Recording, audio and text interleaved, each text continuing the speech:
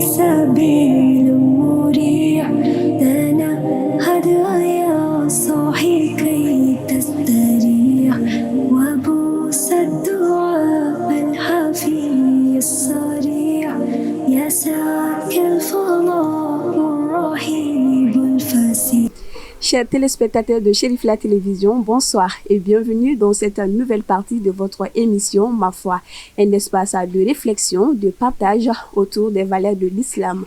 Aujourd'hui, nous allons aborder le thème de l'éducation des enfants, surtout à l'ère du numérique, qui devient de plus en plus une mission difficile. Et aujourd'hui, comme intervenante, nous avons Madame Aïdara Aminata Traoré. Madame Aïdara, bonsoir. Bonsoir. Soyez la bienvenue. Merci. Alors, sans plus tarder, Madame Aïdara, dites-nous comment est-ce que l'éducation des enfants se définit en islam? Donc aujourd'hui, comme vous l'avez dit, on va aborder le thème de l'éducation. Alors l'éducation, c'est un thème, je dirais même indispensable en fait, islamiquement parlant et dans la société également. Voilà, il faut le dire, sans éducation, il n'y a pas de société. Sans éducation, moroyate, sans éducation, il n'y a pas de savoir-vivre. Et donc ça mène au chaos et à l'anarchie. Donc c'est un sujet non négligeable et qu'il faut constamment traiter en fait. Voilà. Donc dans un premier temps, je dirais que l'éducation c'est un ensemble de valeurs, de comportements et de morale que le parent inculque à son enfant dès son plus jeune âge, dans le but principal de faire de lui une bonne personne, mais également un fervent servant d'Allah subhanahu wa ta'ala. Voilà. Donc je dirais que l'éducation est divisée en 4 points principaux. L'éducation spirituelle, c'est la conscience constante d'Allah subhanahu wa ta'ala, le tawhid. L'éducation morale également, la connaissance du bien et du mal, et comment s'en préserver ou comment s'en prémunir en fait tout simplement. Ensuite, il y a l'éducation sociale, la connaissance d'autrui, le respect d'autrui, kanadumoro gashila et tout ce qui s'ensuit. Et enfin, l'éducation émotionnelle, la connaissance de soi et voilà, tout ce qui est confiance en soi, la connaissance de l'être humain, quoi, tout simplement. Voilà, donc éduquer, encore une fois, c'est pas corriger, mais préparer son enfant, du coup la personne qu'on éduque, à être un pilier en fait au sein de la société, mais par-dessus tout, un servant d'Allah en fait. Voilà, afin que la société puisse se dérouler au mieux, enfin puisse fonctionner de la meilleure des manières en fait, parce que comme je l'ai dit, sans éducation ni marat, il y a pas de société quoi en fait, ça marche pas. La tromperie, la médisance, tout ce qui est illicite en fait. Voilà, donc c'est un sujet non négligeable en fait ici. Voilà, donc deuxièmement, dans l'islam, Allah le dit dans le Coran. Voilà. Je vais m'aider de 2 versets. Le premier, c'est le verset 6 de la sourate 66 où il dit « Ô vous qui avez cru, préservez vos personnes et vos familles d'un feu dont le combustible sera les gens et les pierres, surveillés par des anges rudes, durs, ne désobéissant jamais à Allah en ce qu'il leur commande et faisant strictement ce qu'on leur ordonne. Donc ici, Allah nous montre simplement que les parents sont responsables de leurs enfants pleinement et il rappelle également que les enfants sont une amana qu'il nous accorde en fait ici-bas. Donc il est de notre devoir de toujours les guider vers le sentier d'Allah subhanahu wa ta'ala et de les préserver de tout mal. Voilà, donc le second verset, c'est le verset 9 de la sourate 63, où Allah nous dit « Ô vous qui avez cru, que ni vos biens ni vos enfants ne vous distraient du rappel d'Allah, et quiconque fait cela, alors ceux-là seront les perdants. » Alors ici, je dirais que Allah nous met en garde contre un amour déséquilibré, voire même toxique envers nos enfants, dans le sens où, encore une fois, c'est un dépôt qu'Allah nous confie, en fait, les enfants. Donc, tu te dois c'est vrai, de les nourrir, leur montrer tout l'amour que tu peux, les vêtir et tout ce qui s'ensuit, mais il ne faut pas oublier que en fait, notre but principal ici-bas, c'est d'accéder au paradis. Donc pour cela, en fait, il faut suivre les préceptes d'Allah et éviter ses interdits, en fait. Bon, malheureusement, de nos jours, beaucoup de parents sont un peu trop laxistes concernant leurs enfants. Par exemple, une maman avec sa fille, au lieu de l'éduquer vers la modestie et le port du voile, par exemple, Ils seront plus là en mode, voilà, Aya tué Demsendo, Nafula, Nadsabe, Acheka, genre laisser là et tout. Bon, c'est pas une bonne chose, quoi. Malgré tout, il faut rester dans le cadre islamique, quoi. C'est vrai, bon, il y a l'enfance, etc. Mais dès l'enfance, en fait, il faut les guider vers l'islam afin que la suite soit plus facile pour eux, quoi. Voilà. Et encore une fois, dans ce verset, Allah nous montre que ni les biens nous seront profitables dans l'au-delà, l'argent, les enfants, voilà, aucun de ces biens-là ne nous sera bénéfique dans l'au-delà, rien de tout cela ne nous permettra d'accéder au paradis. Donc, et c'est là que viendra la perdition si nous ne nous préparons pas à modeler nos enfants vers, vers le bon chemin. Terrestre, entre guillemets, ne nous sera profitable dans l'au-delà. Seulement nos bienfaits et toutes les bonnes actions qu'on aura faites ici, en fait, et rien d'autre. Et ça me fait penser à l'histoire de notre guide Seyd Chirou Ousmane Madame Haïdara et puis notre grand-père, Madame Haïdara, la Kahina, là. Voilà, sur sa table, sur son lit de mort, pardon, voilà, notre guide était à ses côtés, il était à son chevet, mais qu'est-ce qu'il lui a dit? Il a dit non, je ne veux pas te voir ici, ta kalin, qui est quoi, ni dit à la main. Bon, c'est pas qu'il ne l'aimait pas, c'était son fils malgré tout. Mais il s'est dit, Aminata kalin yorola, Avena na femme soro, au cas bounaï quoi. Bon, alhamdoulilah, au Kera, il est notre guide Seyd Chirou Ousmane Madame Haïdara. C'est devenu un grand homme dans la religion. Le papa aussi, c'est-à-dire jusqu'à la fin des temps, moraux, les gens vont raconter son histoire, quoi, parce que tout part de lui, en fait, malgré tout. Tout part de lui, et finalement, Akera Hera et Djembe, quoi. Voilà, donc c'est un modèle vraiment de résilience que chaque parent devrait se souvenir, en fait. Voilà, il faut aimer ses enfants, filles-là, et pas de manière terrestre, en fait. Moi, j'appellerais ça un amour horizontal, quoi, un amour vraiment qui nous sera profitable que ici-bas. Ce qu'on cherche, c'est un amour fil-là, un amour qui nous sera profitable ici-bas, mais également dans l'au-delà. Voilà. Donc, pour poursuivre, ça me fait penser également à Luqman et son fils. Il y a une sourate même à son nom, c'est la sourate numéro 31. Déjà, rappelons-le, Luqman, ce n'était pas un prophète, c'était effectivement un homme sage, mais voilà, il n'avait pas ce statut de prophète. Donc Allah nous montre, en lui faisant cet hommage, que vraiment chacun de nous pouvons être un grand homme à notre échelle, un grand homme ou une grande dame à notre échelle, en fait. Voilà, il faut pas forcément être un prophète, ou bien être riche, ou bien être comme ci ou comme ça. C'est vraiment notre comportement qui fera que Allah nous élèvera, quoi. Voilà. Donc les versets qui vont nous intéresser ici, ce sont les versets 13 à 19. C'est le dialogue du coup avec son fils. Déjà ce dialogue-là, je dirais que c'est vraiment un modèle éducatif universel, en fait, parce que c'est un condensé de conseils que Luqman donne à son fils. Un condensé de conseils vraiment, c'est-à-dire faut être falak, hein, quoi. Il dit tout vraiment dans ce laps dans ce petit dans ces petites lignes-là, en fait, tout ce qu'il dit, il n'y a rien d'autre à ajouter concernant l'éducation, en fait. Donc, rappelons-le, il appelle son fils vers le tawhid, l'unicité d'Allah, et le fait de lui être reconnaissant. Fais enfin Biboulou, fais enfin Allah et quoi. Tout vient d'Allah, tout provient de lui. Donc, ne pas oublier de le remercier et de le louer chaque fois. Il parle également du respect des parents en ce qui est convenable. Il parle également du fait de rester humble, de respecter autrui, et tout ce qui s'ensuit. Vraiment un condensé de conseils qui fait que, en fait, si chacun pouvait appliquer ces petites lignes-là que Luqman propose à son fils, la société serait juste en complète harmonie, en harmonie totale, en fait. Voilà. Donc, rappelons-nous vraiment de ces versets-là, quoi. Allah, il a fait une capture, en fait, de cette conversation-là, et puis l'a inséré dans son Coran.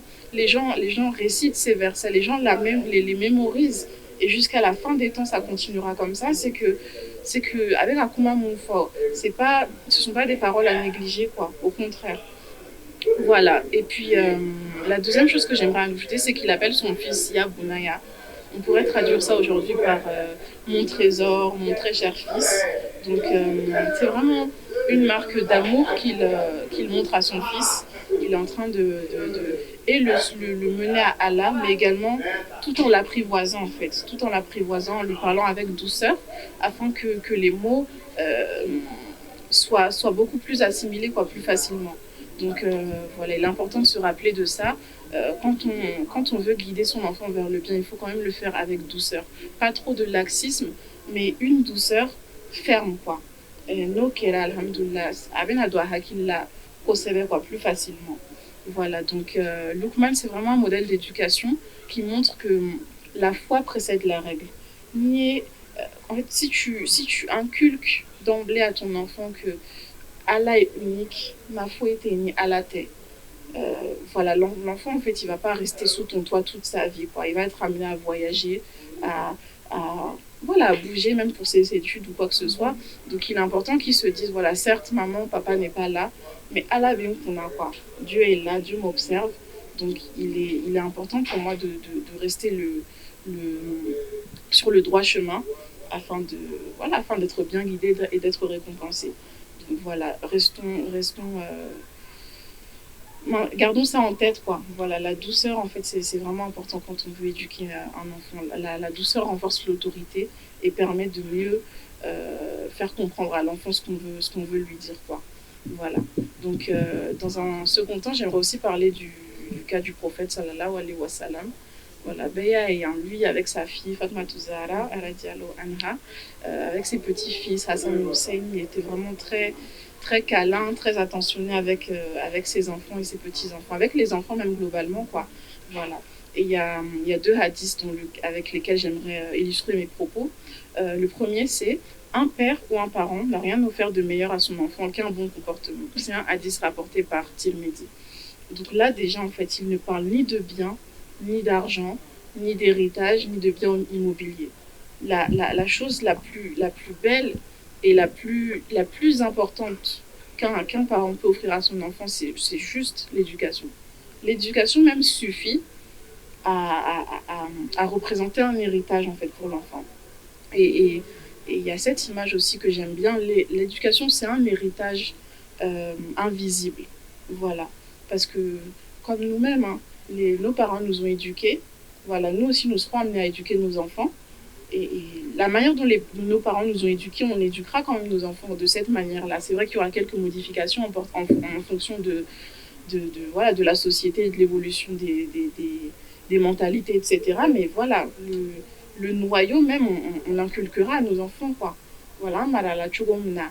On va éduquer nos enfants de cette manière-là, malgré les quelques modifications, en fait. Donc c'est vraiment important de se rappeler de ça. Ce qu'on va inculquer à nos enfants, eux aussi vont l'inculquer à leurs enfants. Et voilà, de génération en génération, jusqu'à la fin des temps, ça continuera, en fait. Donc dès maintenant, c'est à nous de se dire, voilà, mena dès malachugomna, ça va découler ça va découler vers d'autres personnes, en fait. Voilà, donc il est vraiment important de garder ça en tête. Et le deuxième hadith, du coup, c'est « Vous êtes tous des bergers et chacun de vous est responsable de son troupeau. C'est un hadith rapporté par Bukhari. Déjà, j'aime le fait qu'il ait utilisé le terme berger et pas chef ou maître, parce qu'un berger, à la base, c'est une personne qui guide les bêtes, voilà, qui guide le troupeau vers les chemins qui les préserveront des loups et du mal, en fait, tout simplement. Donc j'aime beaucoup la métaphore qu'il a utilisée. Ça montre vraiment que dans l'éducation, quoi. Il ne faut pas l'éduquer avec force, avec fermeté, quoi. Parce que ce qui est beau aussi dans l'image du berger, c'est que, voilà, avec Badam Noumara, vers le droit chemin et tout, mais pourtant il n'y a pas de barrière, quoi. Les bêtes savent déjà où aller parce que le berger leur a inculqué ça, en fait, depuis toujours, quoi. En fait, du coup, eux-mêmes savent quel chemin est le bon pour eux, lequel est le moins bon pour eux, en fait. Donc c'est la même chose pour l'éducation. Il faut guider son enfant tout en se disant que, en fait, il faut que ce soit un automatisme pour lui de se dire non, mais c'est là, ce chemin n'est pas bon pour moi, il faut que je continue sur ce chemin-là, en fait.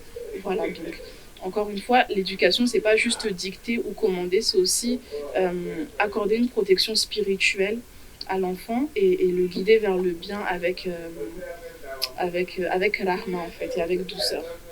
Voilà. Et donc, oh là, c'est aussi important de parler de l'exemplarité des parents. Voilà, parce que effectivement, il y a les actes,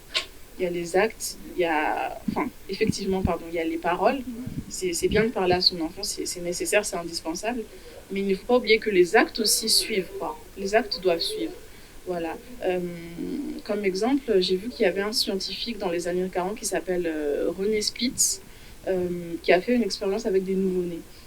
C'était des nouveau-nés qui étaient avec leurs parents. Et du coup, il a demandé aux parents de juste faire le strict minimum, quoi, les nourrir, voilà, les habiller, les laver, etc., tout ce qui s'ensuit, mais sans aucune interaction, c'est-à-dire ne pas rire avec eux, ne pas leur sourire, ne pas les câliner, rien du tout. Et ça a amené au fait que un tiers des enfants sont décédés en bas âge et d'autres ont eu des troubles psychologiques par la suite, en fait, parce qu'ils n'ont pas eu d'interaction et d'amour, en fait, de leurs parents. Donc, encore une fois, c'est vraiment important de garder ça, quoi. Les enfants, les enfants agissent par effet de miroir, en fait, face à leurs parents. Donc, gardons vraiment ça en tête, quoi. Par exemple, voilà, de nos jours, je sais pas, une personne va nous appeler au téléphone, on ne veut pas répondre, on va dire à l'enfant, voilà, à faut qu'on tient, à faut qu'on bora, kana téléphone et tout, bien, dis-lui que je suis pas là, quoi. Bon, l'enfant va se dire quoi? Il va se dire, alors que toi tu lui dis par exemple que mentir n'est pas bon, il va se dire, bon, maman a menti, c'est que c'est ok de mentir à certains moments, quoi, tu vois. Deuxième exemple, par exemple, je sais pas, tu es toujours sur ton téléphone, tu dis à ton enfant, voilà, téléphone, téléphone, la jessa, ou bien la télé, même, arrête de trop regarder la télé, c'est pas bon. Bon, en tant que toi, de ton côté, tu es toujours sur ton téléphone, tu es toujours en train de regarder la télé. Une idée, t'es kuma, vous n'avez aucune discussion, aucun moment pour jouer ensemble. Bon, l'enfant va se dire, bah écoute, maman me dit que, ou papa, hein, maman ou papa me dit que voilà, le téléphone c'est pas bon, les écrans c'est pas bon, mais je la vois utiliser ça tout le temps, en fait. Donc, c'est que c'est bon, quoi. En fait, il faut qu'on se rende compte que nous sommes comment dire, je vais pas dire les idoles, mais les modèles, en fait, de nos enfants, quoi. Ils nous prennent vraiment pour des héros, surtout quand ils sont petits. Donc c'est à nous vraiment de leur montrer les bonnes manières, en fait, en plus de bien leur parler, quoi. C'est indispensable. Donc vraiment, l'exemplarité, c'est quand même un pilier nécessaire à l'éducation. Il est vraiment important de ne pas le négliger, ce côté-là. Alors, face aux réalités d'aujourd'hui, surtout les réseaux sociaux, les sujets sensibles, comment est-ce que les parents peuvent éduquer leurs enfants avec sagesse, mais surtout jouer pleinement leur rôle de père et de mère et maintenir un dialogue sain? D'accord.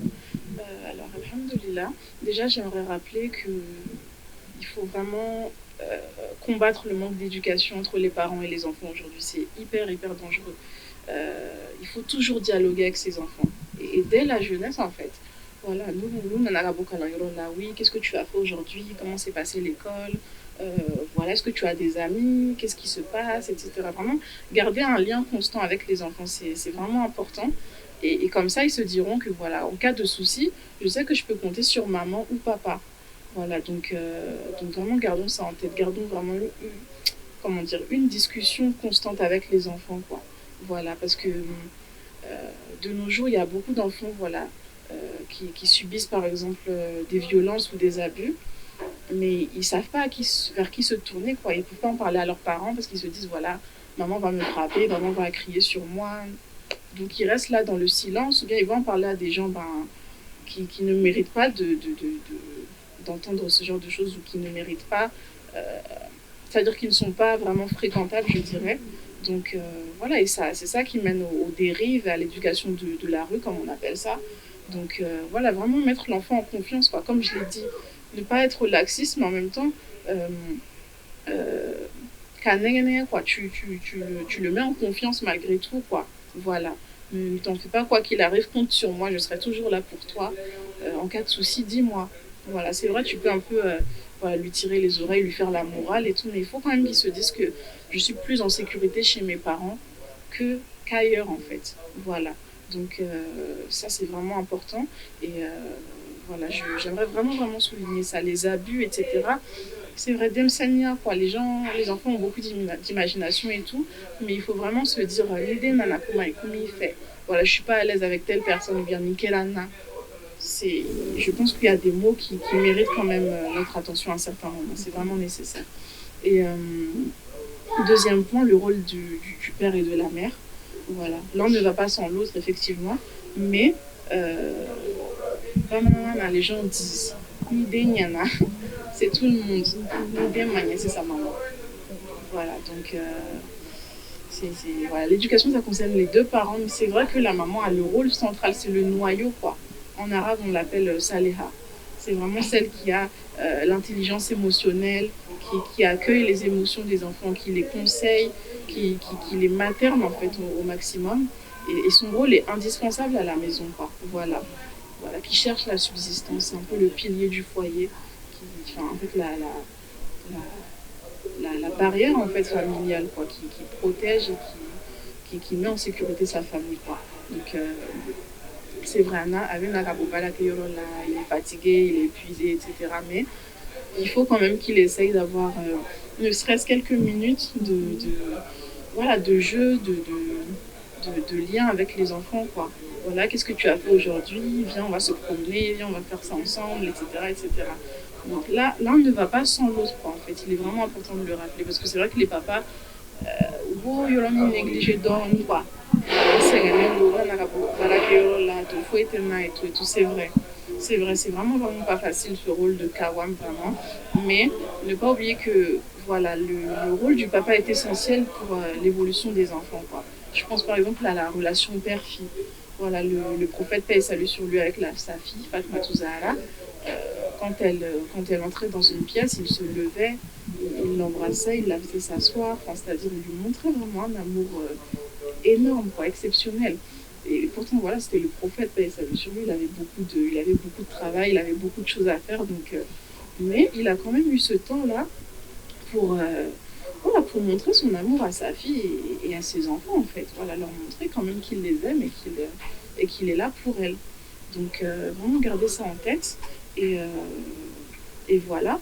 Ensuite, on ne peut pas parler de discussion sans parler des discussions, on dirait, entre guillemets, intimes, par exemple les menstrues et tout ce qui s'ensuit.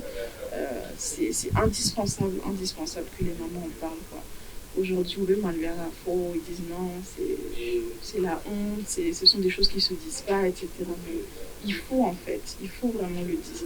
Si tu ne lui en parles pas, elle va essayer de chercher les réponses à ces questions sur les réseaux sociaux, genre TikTok, ces fréquentations qui ne sont pas forcément bonnes. Et voilà, elle risque de voir des choses qu'elle ne doit pas forcément voir à son âge, ou des choses qui risquent de la heurter, en fait, tout simplement. Donc, voilà, à partir d'un certain âge, à partir de l'âge où ces choses-là doivent arriver, tu l'assois, voilà. Si jamais tu vois ça, préviens-moi, t'inquiète pas, c'est rien. Voilà, c'est-à-dire tu lui expliques avec des mots d'enfant, quoi, c'est pas facile, enfin, c'est facile, quoi, voilà. Mais si tu la laisses un peu, entre guillemets, à l'air libre et tout, bah, peut-être qu'elle entendra des termes un peu trop lourds pour son âge et elle va se dire, mais qu'est-ce que c'est que ça, quoi, voilà.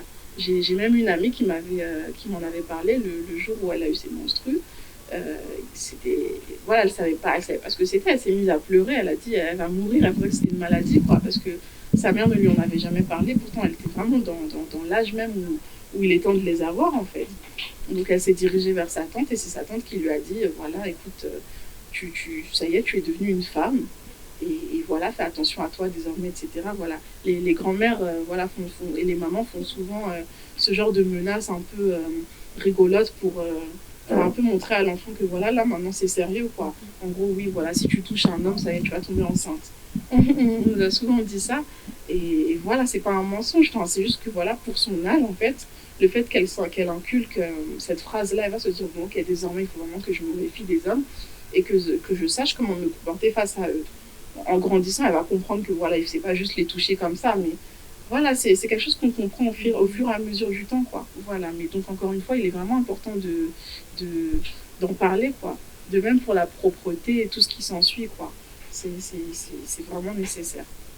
Et au temps du prophète également, sallallahu alayhi wa sallam, les femmes venaient, quoi. En fait, il n'y a pas de tabou dans l'islam, c'est la pudeur vraiment qu'il faut prendre en compte. Sinon, rien n'est tabou, toutes les questions se valent, mais dans les règles de l'art. Par exemple, pour les menstrues, restons dessus, les femmes, au temps du prophète, sallallahu alayhi wa sallam, elles allaient le voir lui directement. Voilà, que j'ai mes menstrues, est-ce que je peux faire ci, est-ce que je peux faire telle chose? qu'est-ce qui se passe si je fais ça, qu'est-ce que je dois faire, etc. Quand le prophète n'était pas disponible, elles allaient voir leurs femmes, surtout particulièrement notre mère Aïcha radiallahu anha, Salama, etc. Et voilà, elle leur en parlait, quoi. Elle leur disait, voilà, c'est comme ci, c'est comme ça, faites comme ça, faites comme ça. Et c'est comme ça, en fait, que voilà, qu'elles ont su, en fait, comment se comporter, en fait. Et j'avais écouté un podcast récemment qui disait que la timidité, c'est une vertu, mais si ça doit t'empêcher de t'instruire, ça devient un défaut sur lequel il faut que tu travailles. Tu vois, la timidité, c'est un bienfait. Voilà, comment dire, tu es discret, tu es droit, tu es modeste, etc. Tu n'es pas vulgaire, etc. Mais il faut vraiment pas que ça t'empêche de t'instruire concernant la religion et de poser les questions nécessaires. D'aller vers les autres. Effectivement, d'aller vers les autres, poser les questions pour s'instruire. En fait, l'islam, c'est aussi une religion où il faut constamment apprendre, quoi. C'est une religion où la connaissance est vraiment indispensable et nécessaire, quoi. Voilà, donc vraiment gardons vraiment un œil là-dessus. Et enfin, j'aimerais parler des réseaux sociaux. Ça, c'est vraiment le souci même de notre société actuelle, surtout avec tout ce qui est TikTok, etc. C'est omniprésent, en fait, autour de nous, disons-le. Donc, encore une fois, garder le lien, garder la discussion entre l'enfant. Parce que voilà, il ne faut pas non plus être trop laxiste. Voilà, les réseaux c'est partout, la télé c'est partout, les écrans c'est partout. Je la laisse faire et puis voilà, de toute façon je ne pourrais pas l'arrêter. Mais dire également, voilà, non, je t'interdis les réseaux, tu touches à rien. Au final, c'est impossible. Même à quelque chose, une fois dehors, une fois avec ses amis, il aura toujours accès à ces réseaux sociaux-là. Donc il est important de garder un juste milieu, en fait. Garder un juste milieu, par exemple, en fixant des horaires. Voilà, de telle à telle heure, je te laisse regarder la télé, je te laisse aller sur l'ordinateur. Tu peux également mettre l'ordinateur dans un espace commun, genre le salon, la salle à manger, etc., pour vraiment garder un œil, quoi. Voilà. Donc, surtout de nos jours, voilà, avec tout ce qui est les contrôles parentaux sur YouTube, enfin, partout, en fait, il y a les contrôles parentaux pour limiter un minimum les contenus que l'enfant peut regarder. Voilà, alhamdoulilah, il y a quand même beaucoup de moyens de se prémunir, en fait. Mais malgré tout, ça n'empêche qu'il est quand même indispensable de maintenir ce lien, cette discussion-là entre le parent et l'enfant, quoi. Voilà. Donc, encore une fois, instaurer un dialogue. Et par rapport aux fréquentations, je dirais toujours lui demander, quoi. Voilà, t'es allé à l'école, qui sont tes amis, comment ils s'appellent, et essayer éventuellement de les voir, de les rencontrer, de rencontrer les parents. Voilà, comment il s'appelle ton ami, quand il te dit par exemple, ma ferata kasa fille, invite-le à la maison, dis-lui de venir à la maison et tout, tu organises un goûter, etc. Et tu vas voir quel genre de personnes il fréquente, en fait. Tu vois, donc ça te permettra de le mettre en garde. Attention, kalsaveke wale mouneke, ici à la maison, je n'accepte pas. Au teke, quoi. Donc, fais attention à ça, fais attention à ça. Ça veut dire, quoi. Il faut toujours garder un œil sur ses fréquentations, sur ce qu'il fait constamment, quoi, afin de pouvoir mieux le cerner et mieux le conseiller, quoi. Mais toi, tu es là, tu sais pas ce qu'il fait, tu sais pas où il en est dans sa vie. Il y a des papas, par exemple, enfin même les mamans, mais bon, moi, c'est surtout les papas que j'ai entendus. Je sais pas, ton enfant est au lycée, par exemple, on va te demander où en est ton enfant, tu vas dire, ouais, elle est au collège ou en telle ou telle année. Enfin, ils n'ont aucun suivi, quoi. C'est vraiment pas normal.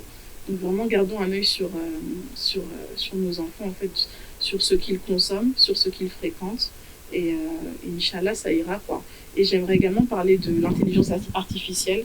De nos jours, c'est en train de prendre une ampleur considérable, de montrer aussi aux enfants que ce qu'ils voient sur les réseaux, c'est pas forcément la réalité, quoi. Et les enfants font les réseaux quand ils quoi. Voilà, par exemple, l'argent, les beaux habits, les belles voitures et tout ce qui s'ensuit. Il faut pas se dire que c'est la réalité, quoi. Oui, sur le chougo, là, dans les vadons, quoi. Donc, ne pas être envieux, en fait, par rapport à ce qu'on voit sur les réseaux, quoi. Voilà, sur les réseaux, on montre que ce qu'on veut, rien d'autre. Voilà, c'est un monde à part en fait. Donc vraiment leur inculquer ces valeurs-là, quoi. Les réseaux, c'est pas du tout la réalité. On montre vraiment une infime partie de sa vie. Et puis voilà, la manière dont ils ont acquis leur bien, on ne sait pas d'où ça vient, etc. Donc il faut vraiment faire attention à ça. Et donc l'intelligence artificielle, encore une fois, c'est un moyen vraiment pour les parents d'éduquer au mieux leurs enfants. Par exemple, je sais pas, il y a beaucoup d'exercices qui permettent... Merci pour ces beaux propos. Alors, avant de clôturer cette partie de notre émission, ma foi, rappelons que l'éducation, ce n'est pas que l'école ou l'apprentissage du savoir, nourrir ou vêtir son enfant, mais c'est aussi lui enseigner le respect, le bon comportement et le sens du mal et du bien. Merci pour votre aimable fidélité et à une autre fois pour votre émission, ma foi. Bonne soirée.